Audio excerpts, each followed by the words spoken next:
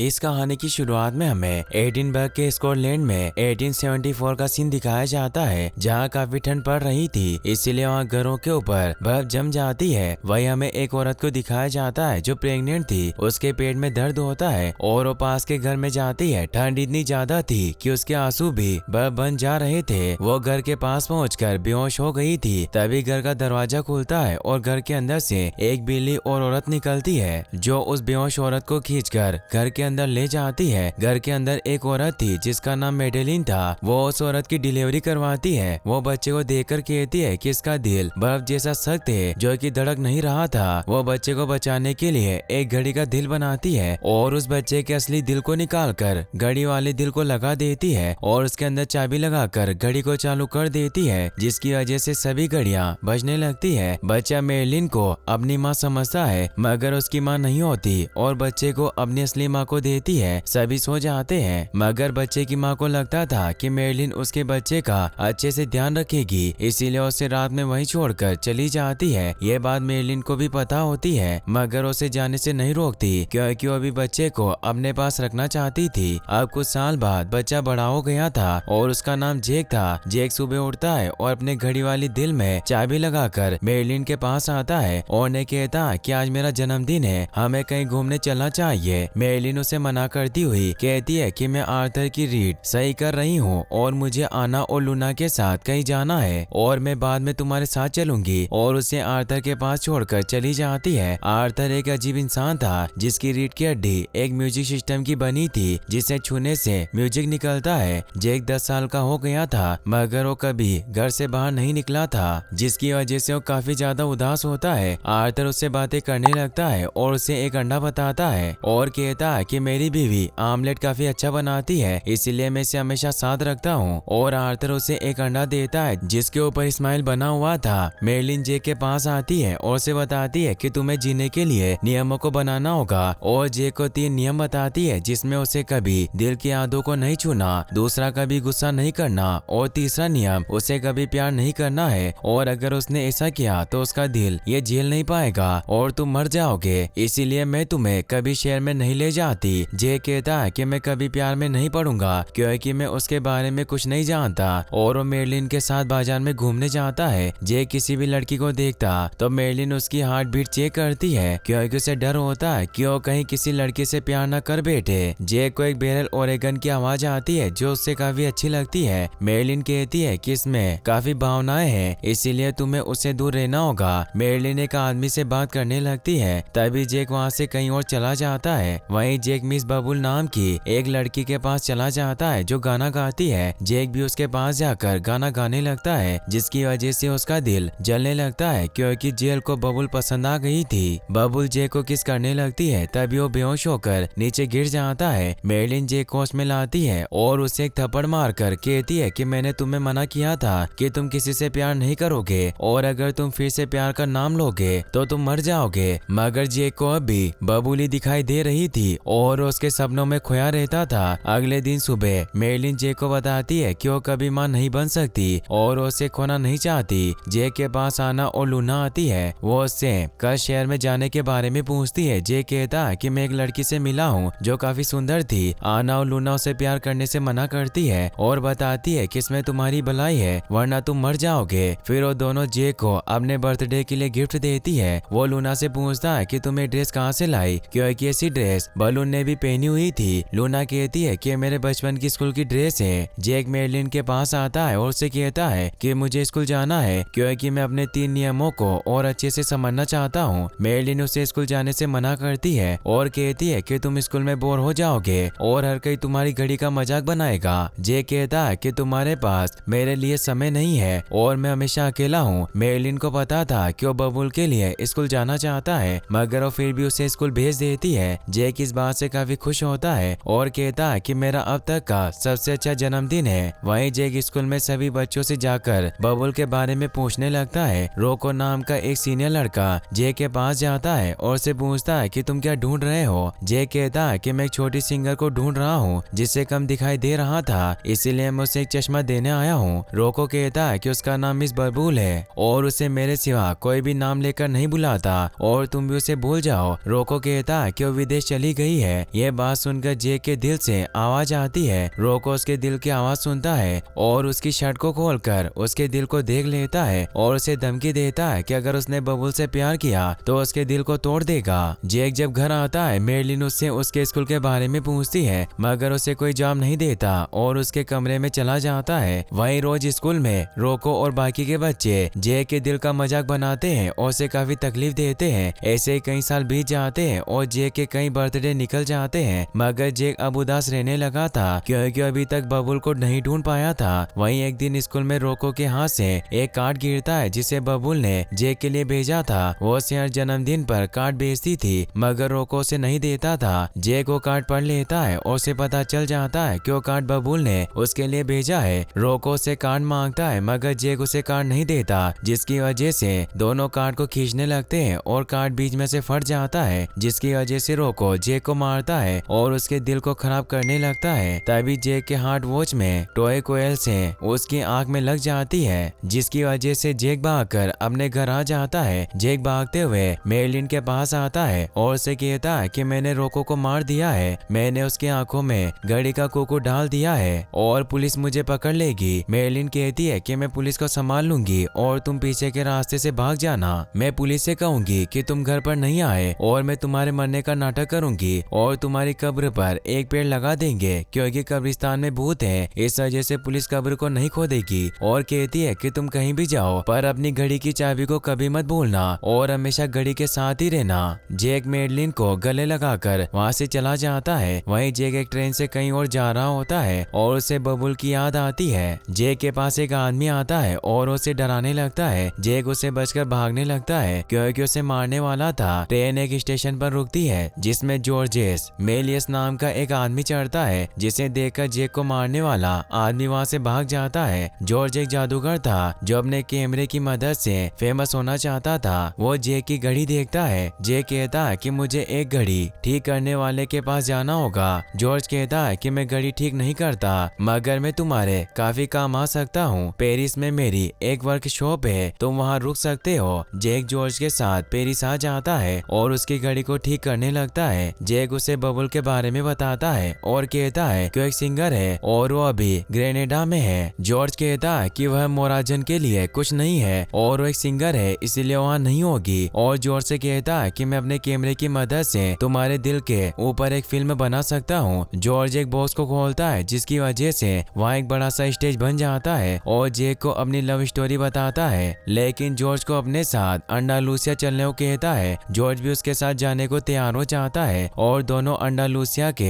एक सर्कस में जाते हैं, जहाँ जेक को पता चलता है कि सर्कस में मिस बबुल का शो होने वाला है। तभी जेक से एक औरत पूछती है कि क्या तुम काम करना चाहते हो। जेक कहता है कि मुझे सोचना होगा और वहाँ से चला जाता है। वहीं जॉर्ज जेक से कहते हैं कि तुम्हें बबुल के सामने अपने आप को ऐसे पेश करना है जैसे तुम नॉर्मल हो। ऐसा करके तुम उसे पा सकते हो और तुम उसे नहीं भूल सकते क्योंकि तुम्हारे दिल और दिमाग में बसी हुई है। वहीं बबुल स्टेज पर गाना गाने लगती है, जिसे देख जॉर्ज का दिल धड़कने लगता है। जेक उसे रोकने की कोशिश करता है, मगर वो उसे देखकर उसी के बारे में सोचने लगता है। शो खत्म होने के बाद जेक बबुल से मिलने उसके कमरे में जाता है, जहाँ उसे मेरलिन की बात याद आती है जिसमें उसने उसे प्यार करने से मना किया था। बबुल कमरे में आती है और उससे पूछती है कि तुम कौन हो। जेक कहता है कि मैं अपने जूतों की लेस बांध रहा था, गलती से कमरे में आ गया। बबुल कहती है कि जब कोई लड़की कमरे में आती है तभी उसी के कमरे में जाते हो और उससे पूछती है कि क्या हम पहले मिल चुके हैं। जेक बबुल को चश्मों का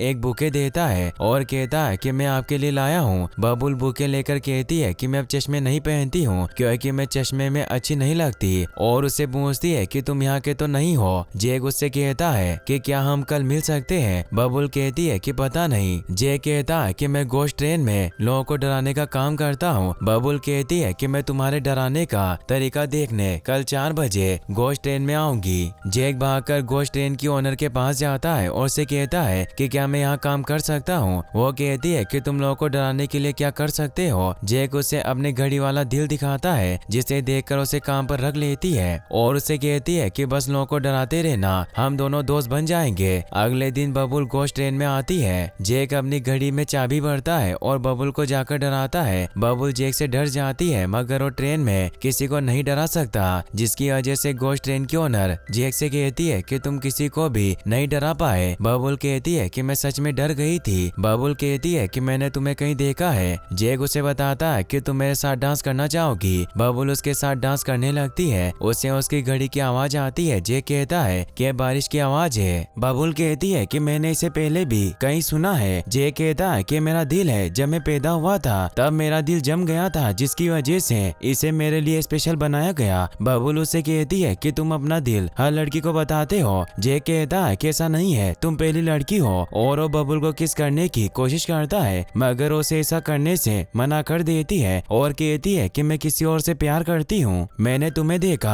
तो मुझे उसकी याद आ गई, इसीलिए मैं तुम्हारे साथ रोमांटिक नहीं हो सकती। और वहाँ से चली जाती है। वहीं जैक उदास होकर जॉर्ज के पास आता है। जॉर्ज पूछता है कि उसने तुम्हें क्या कहा। जैक बताता है कि वो किसी और से प्यार करती है। मैंने उसके लिए आधे यूरोप की यात्रा की, मगर कुछ नहीं मिला। जॉर्ज कहता है कि तुमने उसे अपने बारे में नहीं बताया। जैक कहता है कि मैंने उसे अपने बारे में कुछ नहीं बताया क्योंकि वो किसी और से प्यार करती है और मैं उसे परेशान नहीं कर सकता हूँ। उसने मेरे दिल पर विश्वास नहीं किया, उसे मजाक लगा। जॉर्ज कहता है कि तुमने उससे पूछा कि वो किससे प्यार करती है। जैक बबुल के पास जाकर उससे उस लड़के का नाम पूछता है जिसे वो प्यार करती है। बबुल कहती है कि मैं उसे एडिनबर्ग में मिली थी और मैं उसे देखकर कुछ भी समझ नहीं पाई। तभी जैक की घड़ी आवाज करती है और उसमें से एक नट निकलता है, जिसे देखकर बबुल कहती है कि तुम्हें अपनी घड़ी को खोलकर रखना होगा। जैक कहता है कि खिलौना नहीं है, मेरा दिल है। बबुल जैक से कहती है कि हम दोस्त बन सकते हैं और वो दोनों जॉर्ज के जादू के शो को देखने जाते हैं। जॉर्ज कहता है कि आज रात सिनेमैटिक फोटोग्राफी से बनी पहली फिल्म देखेंगे जिसे पहली बार मैंने लिखा,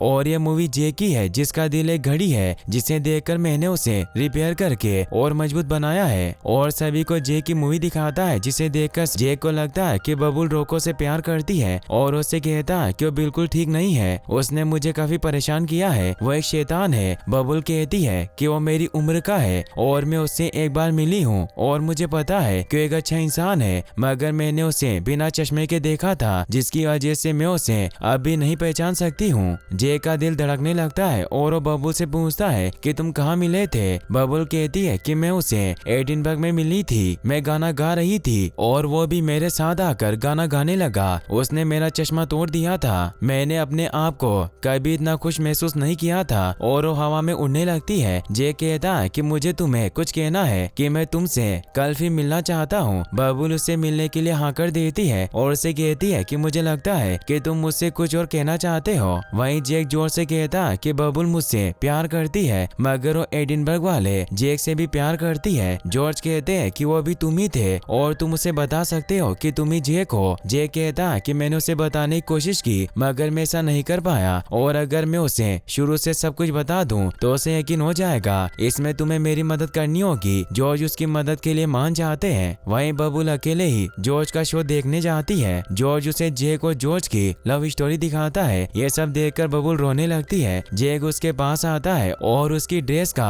फटा हुआ टुकड़ा देता है जो उसे बचपन में मिला था। ये सब देखकर बबुल बेहोश हो जाती है। जैक उसे उसके घर ले आता है और उसे किस करने की कोशिश करता है, मगर हर बार उसे मेरलिन की याद आती है, जिसकी वजह से उसे किस नहीं कर पाता। जैक हिम्मत करके फिर से बबुल को किस करता है, तभी वो जाग जाती है और उसे कहती है कि तुम ये क्या कर रहे हो। जैक कहता है कि मैं किस करने की कोशिश कर रहा था। बबुल कहती है कि मैं तुम्हारे ऊपर भरोसा नहीं कर सकती क्योंकि मेरी माँ ने मुझे सिखाया है कि मुझे मेरी आंखों पर ही भरोसा करना चाहिए। बबुल बताती है कि मेरे पिता को किसने फंसा दिया था, जिसकी वजह से मैंने फैसला किया कि मैं घर छोड़ दूंगी। हम स्कॉटलैंड में चुपके से चले गए। एक पड़ोसी ने हमें घर दिलाया और दूसरे दिन पुलिस वाले आकर मेरी माँ को पकड़कर ले गए और मैं बर्फ में गिर गई और जमने लगी, जिसके बाद मैं शायद ही कोई एक चीज देख सकती हूँ। जैक उसे अपनी चाबी देता है और कहता है कि तुम जो चाहे वो मेरे साथ कर सकती हो। बबुल उसके दिल के साथ खेलने लगती है। तभी बबुल को एक औरत बुला लेती है। बबुल उसे चाबी देने लगती है, मगर जैक नहीं लेता